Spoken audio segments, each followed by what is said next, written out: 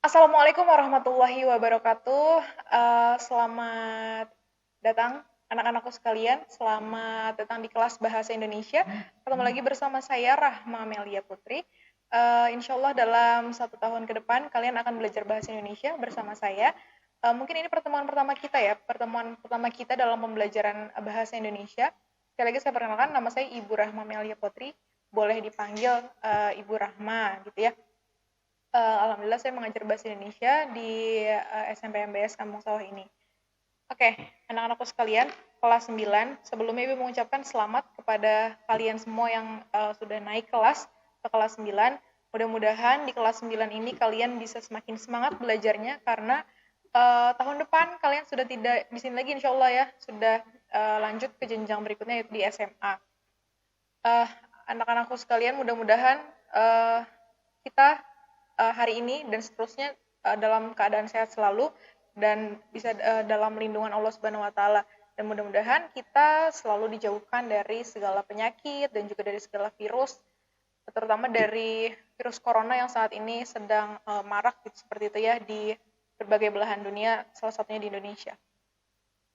Baik, kelas 9 santriwan dan santriwati, sebelum masuk ke pembelajaran, Ibu akan memberitahukan materi apa saja yang akan kita pelajari selama 1 semester ke depan.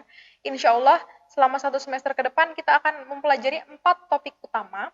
Yang pertama itu adalah ada teks laporan percobaan yang hari ini akan kita pelajari bersama-sama melalui video pembelajaran ini. Kemudian topik kedua yaitu teks pidato persuasif. Kemudian yang topik pembelajaran yang ketiga yaitu teks cerita pendek. Dan yang terakhir, insya Allah kita akan mempelajari teks tanggapan. Seperti itu ya. Jadi ada empat materi pokok yang akan kita pelajari dalam 1 semester ke depan ini. Baik anak-anakku, tanpa membuang waktu, langsung kita masuk ke materi pertama yaitu teks laporan percobaan. Berhubung karena waktunya tidak banyak ya, kita tidak mendapatkan waktu seperti biasa, seperti tatap muka, jam belajarnya juga dikurang, maka Ibu percepat materinya. Jadi materi kita hari ini adalah kita mempelajari 2 kompetensi dasar, yaitu kompetensi dasar yang pertama, KD 3.1, yaitu mengidentifikasi informasi dari laporan percobaan yang dibaca dan didengar. Percobaan sederhana untuk mendeteksi zat berbahaya pada makanan, adanya vitamin pada makanan, dan lain-lain. Kemudian ada KD yang kedua, yaitu KD 4.1, menyimpulkan tujuan, bahan atau alat, langkah, dan hasil dalam laporan percobaan yang didengar atau dibaca. Selanjutnya, ini ada tujuan pembelajaran kita. Tujuan pembelajaran kita kali ini yaitu peserta didik mampu mengidentifikasi informasi dari teks laporan percobaan dan menyimpulkan tujuan, bahan atau alat, langkah, dan hasil dalam laporan percobaan yang didengar atau dibaca dengan baik. Jadi, setelah pembelajaran ini berlangsung, diharapkan anak-anakku sekalian, para santriwan dan santriwati nanti mampu mengidentifikasi mengidentifikasi informasi apa saja yang ada di dalam teks laporan percobaan. Kemudian diharapkan kalian mampu untuk menyimpulkan tujuan dari laporan percobaan yang nanti kalian baca atau kalian dengar. Setelah tujuan ada bahan atau alat, dan ada langkah, kemudian ada hasil, dan nanti ditambahkan dengan simpulan. Seperti itu.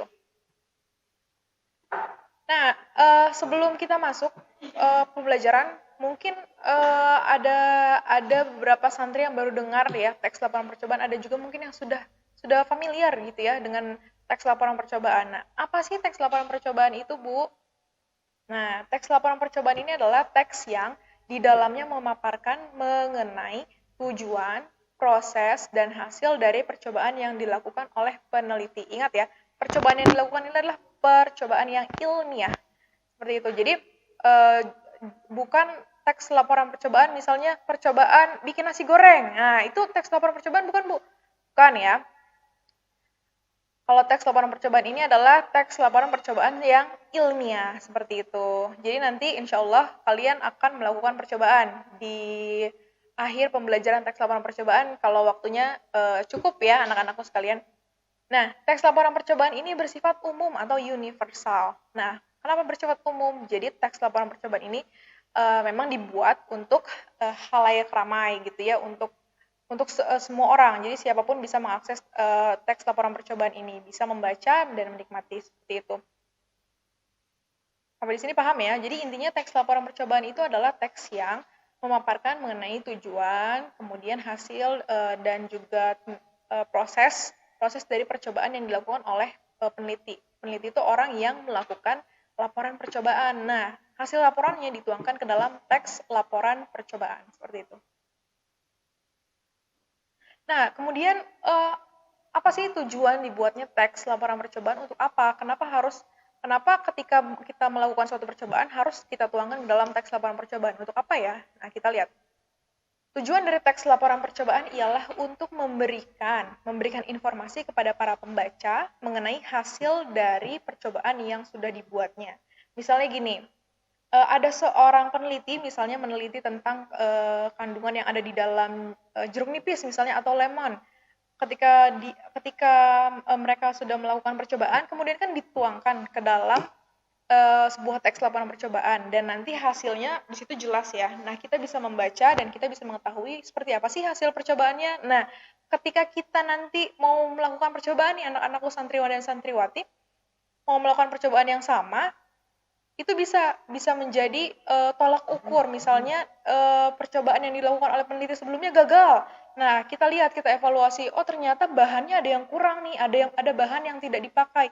Nah, kalian bisa melakukan percobaan kembali dengan percobaan yang sama dan menambah bahannya. Nanti kita lihat hasilnya berhasil atau tidak, seperti itu. Kalau belum, terus dicoba lagi. Nah, kalau misalnya percobaannya gagal, Bu, harus tetap ditulis atau enggak? Harus ditulis. Berhasil atau gagalnya suatu percobaan harus tetap ditulis dalam teks laporan percobaan. Nah, ini karena tujuannya ini untuk melaporkan percobaan yang dilakukan. Kalau misalnya gagal, berarti nanti peneliti yang lain bisa mencoba percobaan tersebut menggunakan langkah-langkah atau misalnya alat dan bahannya misalnya kurang atau misalnya ada yang harusnya tidak dipakai tapi dipakai makanya gagal. Nah, itulah bisa menjadi bahan evaluasi gitu ya. Itulah tujuan dari teks laporan percobaan. Lanjut ya. Mudah-mudahan sampai di sini materi yang Ibu sampaikan bisa mudah dimengerti. Nanti kalau ada pertanyaan boleh diajukan di conference. Kita lanjut. Nah, ini ada ciri-ciri teks laporan percobaan. Seperti apa sih, Bu? Teks laporan percobaan itu seperti apa gitu ya? Kalau misalnya ada yang belum pernah lihat, ada yang belum pernah baca seperti itu ya. Ciri yang pertama yaitu melaporkan hasil percobaan ilmiah untuk menguji sesuatu. Nah, ini tadi Ibu bilang ya, percobaan yang dilakukan adalah percobaan ilmiah, seperti itu. Cirinya adalah nih, yang pertama, sudah pasti ya, namanya juga teks laporan percobaan. Sudah pasti dia melaporkan hasil percobaan yang telah dilakukan oleh peneliti. Jadi tadi, teks ini adalah wadah untuk menuangkan hasil percobaan yang telah dilakukan. Ingat, berhasil atau gagalnya suatu percobaan harus tetap ditulis. Jujur apa adanya, seperti itu. Yang kedua cirinya yaitu diawali dengan menjabarkan tujuan. Nah, sebelum masuk ke tadi nanti ada alat bahan dan lain sebagainya harus diawali dengan tujuan. Apa sih tujuan dilakukannya percobaan tersebut? Misalnya untuk menguji kandungan yang ada di dalam buah jeruk nipis gitu misalnya, itu tujuannya seperti itu. Itu harus diawali seperti itu ya. Selain di atasnya nanti ada judul, biasanya judul teks laporan percobaannya, setelah itu baru ada tujuan percobaan. Kemudian ada ciri yang ketiga yaitu menjabarkan bahan dan alat yang dibutuhkan untuk melaksanakan percobaan. Setiap percobaan pasti membutuhkan alat dan bahan.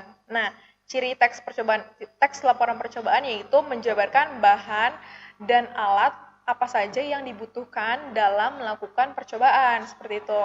Jadi setelah tadi ada judul, kemudian tujuan, kemudian ada alat dan bahan. Kalau misalnya ada bahan yang harus teliti ya, kalau misalnya bahannya dipakai ya ditulis, kalau tidak dipakai ya jangan ditulis, seperti itu. Kemudian yang keempat, ada menjabarkan prosedur pelaksanaan percobaan atau langkah kerja. Nah, setelah tadi menjabarkan alat dan bahan, kemudian alat dan bahan ini diapain gitu ya. Nah, ini di sini ada penjabaran prosedur atau langkah kerja percobaan. Nah, ini juga bisa menjadi pertimbangan ketika nanti kalian menyajikan sebuah teks laporan percobaan, misalnya percobaannya gagal nih. Misalnya alat dan bahannya udah bener Bu gitu, tapi ternyata langkahnya ada yang terlewat. Nah, ini bisa menjadi faktor kegagalan dan ini bisa menjadi evaluasi untuk peneliti-peneliti selanjutnya melakukan penelitian seperti itu, melakukan percobaan. Kemudian ciri yang kelima, yaitu menjabarkan pencatatan hasil dari percobaan. Ini ya, harus jujur apa adanya. Apapun yang kalian dapatkan dalam percobaan itu harus ditulis. Kalau misalnya hasilnya berhasil, percobaannya berhasil, ditulis berhasil. Apa hasilnya seperti itu. Kalau gagal, kenapa bisa gagal? Gitu, ditulis. Kemudian yang terakhir, yaitu di akhir laporan dijabarkan simpulan hasil dari percobaan. Jadi ingat-ingat ya anak ya. Di awal tuh nanti ada judul teks laporan percobaan, nanti itu kalian buat sendiri. Kemudian ada tujuan percobaannya untuk apa. Kemudian setelah ada tujuan, dijabarkan alat dan bahan yang digunakan untuk melakukan percobaan. Setelah itu ada prosedur pelaksanaan atau langkah-langkah kerja. Dan setelah itu ada pencatatan hasilnya seperti apa hasil dari percobaan, dan diakhiri dengan sebuah simpulan. Betul sekali, pintar. Nah, anak-anakku sekalian, kita lanjut ke materi selanjutnya ya, yaitu langkah-langkah meringkas teks laporan percobaan. Bagaimana sih Bu caranya untuk meringkas teks laporan percobaan? Seperti itu ya.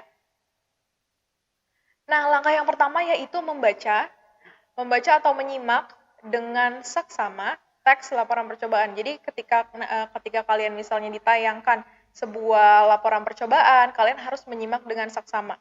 Gitu ya, memperhatikan betul apa sih tujuannya, tujuan awalnya apa, kemudian apa langkah kerjanya, kemudian alat dan bahan apa yang dibutuhkan, kemudian hasilnya seperti apa sih, itu kalian harus menyimak dengan seksama atau membaca kalau misalnya percobaannya disajikan dalam bentuk tulisan seperti itu.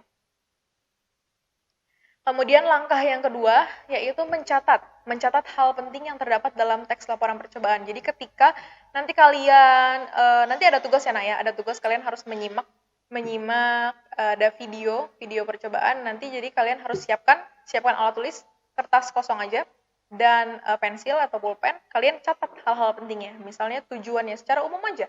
Secara umum nanti kalian kembangkan. Terus kemudian alat dan bahannya apa? Harus kalian catat tuh. Harus detail betul ya Nak ya. Kalau yang dipakai ya ditulis, kalau yang tidak ya jangan ditulis, seperti itu ya. Kemudian langkahnya apa saja? Oh, yang pertama misalnya harus menyayat buah jeruk nipis, seperti itu harus detail. Nanti hasil catatan kalian baru kalian kembangkan nanti ada lembar kerja yang Ibu berikan, seperti itu ya. Yang penting kalian punya inti-intinya, poin-poin penting dari teks dari video percobaan yang nanti kalian tonton, yang kalian simak, seperti itu. Langkah yang ketiga, yaitu menyusun hal-hal penting yang dicatat menjadi sebuah kalimat. Nah, ini tadi yang Ibu bilang, ketika kalian telah mencatat ya poin-poin pentingnya, setelah itu kalian susun menjadi sebuah kalimat dengan menggunakan bahasa kalian sendiri. Nggak perlu, Bu, ini harus baku banget ya. Kalau harus baku, ya harus dengan menggunakan bahasa yang baik dan benar. Tapi maksudnya dengan sepemahaman kalian aja, nggak perlu yang rumit-rumit, nggak usah. Yang penting kalian paham maksud dari percobaan itu apa, bagaimana hasilnya, dan lain sebagainya. Gitu ya. Langkah terakhir. Kemudian kalimat yang sudah tadi kalian buat, sudah diubah menjadi kalimat, kalian susun ke dalam sebuah ringkasan dengan mempertahankan gagasan aslinya. Jadi walaupun ringkasan menggunakan bahasa kalian masing-masing, tapi tetap intinya harus sesuai dengan aslinya gitu. Jangan sampai melenceng. Jangan hasilnya A, kalian tulisnya B. Seperti itu. Itu namanya tidak sesuai ya. Oke. Nah, sekarang anak-anakku sekalian, mari kita simak tayangan ada Ibu punya sebuah tayangan percobaan, nanti kalian simak ya. Boleh nanti dipersiapkan alat tulisnya untuk mencatat hal-hal penting yang ada dalam video ini.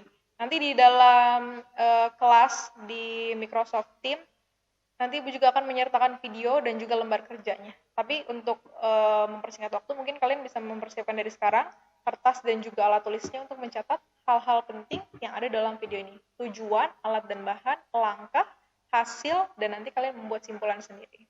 Siap ya?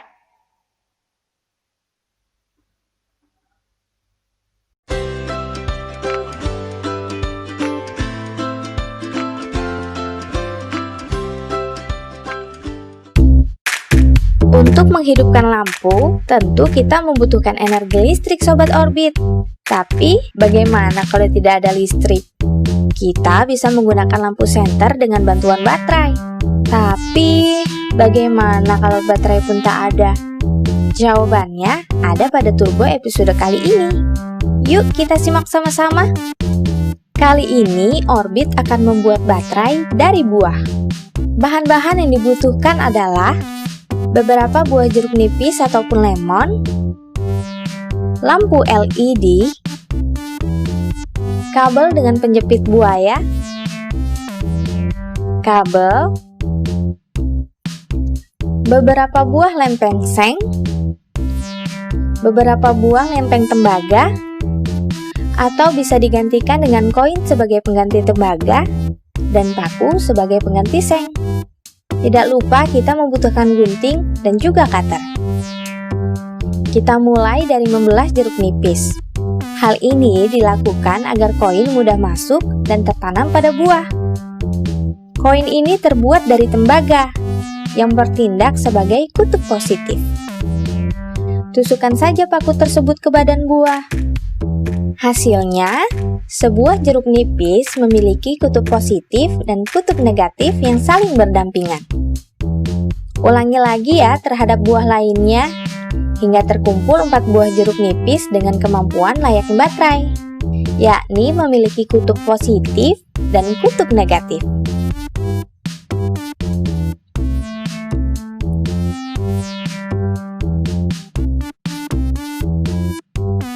Selanjutnya, kita siapkan kabelnya Sobat Orbit.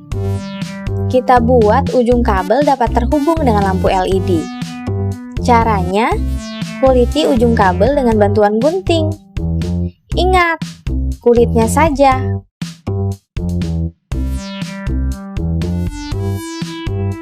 Ini dia ujung kabel yang telah dikuliti. Setelahnya, kita lilitkan ujung kabel dengan kaki lampu LED.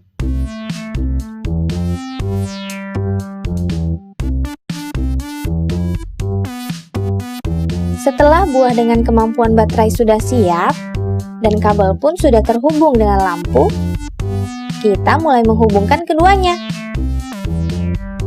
Ambil kabel dengan penjepit buaya, lalu jepitkan terhadap salah satu kutub pada baterai buah. Bila salah satu ujung kabel menjepit koin pada satu baterai buah, maka jepitlah paku pada baterai buah lainnya dengan kabel yang sama, namun di sisi yang berbeda. Seperti inilah 4 baterai buah yang saling terhubung dengan rangkaian kabel. Bagaimana? Masih bingung? Intinya, sebuah kabel harus terhubung dengan kutub positif dan kutub negatif pada baterai buah yang berbeda. Mengerti kan? Kini adalah saat-saat yang menegangkan. Ujung kabel yang belum terhubung masih tersisa 1 loh Sobat Orbit. Kira-kira lampunya menyala tidak ya? Yuk kita buktikan bersama. Wah, ternyata lampu menyala loh.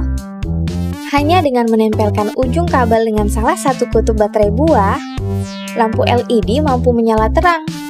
Wah, kok bisa ya? Ternyata listrik juga dapat dihasilkan dari jeruk nipis maupun jeruk lemon. Mengapa? Karena saat rangkaian kabel dan baterai buah terhubung dengan sempurna, terjadi reaksi redoks yang spontan dalam rangkaian kabel tersebut. Redoks merupakan singkatan dari reduksi dan oksidasi, yang menjelaskan berubahnya keadaan oksidasi atom-atom dalam sebuah reaksi kimia. Oksidasi pada buah terlihat ketika buah yang segar menjadi layu. Jeruk nipis mengandung asam sitrat atau C6H8O7 yang membuat jeruk terasa masam. Nah, asam sitrat termasuk elektrolit lemah, sehingga dapat dialiri arus listrik.